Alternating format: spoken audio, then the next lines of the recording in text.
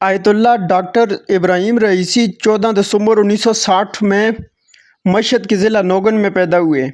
آپ کے والد حجت الاسلام سید رئیس ساداتی معروف عالم دین تھے اور ان کا انتقال اس وقت ہوا جب ڈاکٹر ابراہیم رئیسی کی عمر صرف 5 سال تھی۔ آپ نے مذہبی تعلیمات اوضاع علمیہ قم سے حاصل کیں۔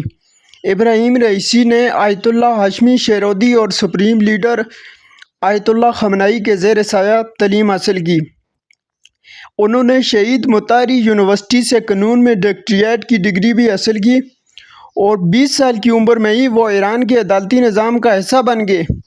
کرج شہر کے پراسیکیوٹر نامزد ہونے سے لے کر ہمدان اور پھر تہران کے پراسیکیوٹر جنرل بھی بنے، وہاں سے جوڈیشل اتھارٹی کے نائب سربراہ اور 2014 میں ایران کے پراسیکیوٹر جنرل مقرر ہوئے۔ 1988 میں ابراہیم رئیسی اس پراسیکیوشن کا حصہ تھے جس نے ملک بھر میں بے شمار سیاسی قیدیوں کو سزائے موت سنائی۔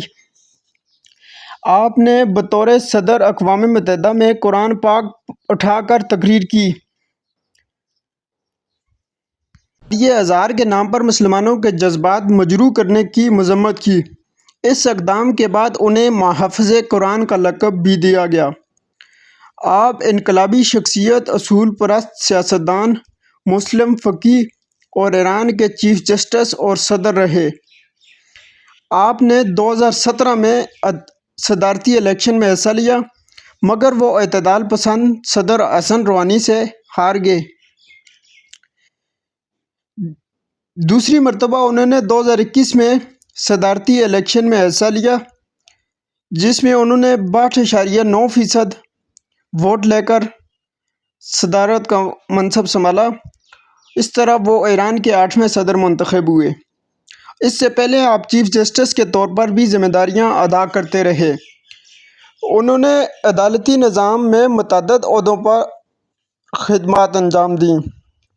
اقتدار کے 1 سال بعد ہی ان کی حکومت کو 22 سالہ محاصہ امینی کی ہلاکت کے نتیجے میں ملک بھر میں احتجاج کا سامنا بھی کرنا پڑا۔ ابراہیم رئیسی خارجہ پالیسی میں علاقائی خود مختاری کے حامی مانے جاتے ہیں۔ امریکی افواج کے انخلاء کے بعد انہوں نے افغانستان میں استحکام کی حمایت کی اور کہا کہ افغان سرحد کے اطراف داعش جیسی کسی بھی دہشت گرد تنظیم کو جمانے نہیں دیا جائے گا۔ انہوں نے شام کے ساتھ اسٹریٹجک روابط مستحکم کیے۔ یمن میں سعودی ناکہ بندی کی شدید الفاظ میں مذمت کی اور یوکرین جنگ میں روس کی حمایت کا اعلان کیا۔ انہوں نے غزہ جنگ میں اسرائیلی جارحیت کی شدید مذمت کی اور کہا کہ امریکہ کی مدد سے اسرائیل غزہ میں مسلمانوں کی نسل کشی کر رہا ہے۔ پچھلے مہینے اپریل میں ہی صدر رئیسی نے پاکستان کا بھی 3 روزہ دورہ کیا جس میں انہوں نے باہمی روابط $10 ارب تک بڑھانے کا معاہدہ بھی کیا۔ ابراہیم رئیسی 2014 سے 2016 تک اٹارنی جنرل اور 2004 سے 2014 تک ڈپٹی چیف جسٹس رہے۔ وہ 1980 اور 1990 کی دہائی میں تہران کے پراسیکیوٹر اور ڈپٹی پراسیکیوٹر بھی رہے۔ ایرانی صدر 2016 سے 2019 تک حرم امام رضا المعروف افسانہ قدس رضویہ کے سربراہ اور چیئرمین بھی رہے، یعنی کہ خادم امام رضا بھی رہے۔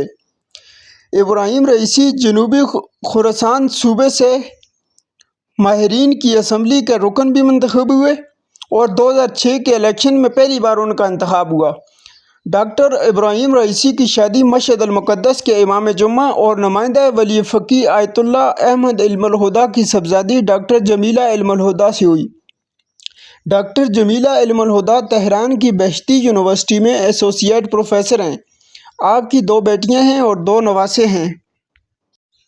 ڈاکٹر ابراہیم رئیسی بھی ان رہنماؤں میں سے تھے جنہوں نے مغرب میں بیٹھ کر مغرب کو للکارا ہے، اور تاریخ اس بات کی شاہد ہے کہ جنہوں نے مغرب کو للکارا ہے ان کا انجام یا تو سزائے موت ہوا ہے یا ان کا جہاز کریش ہوا ہے۔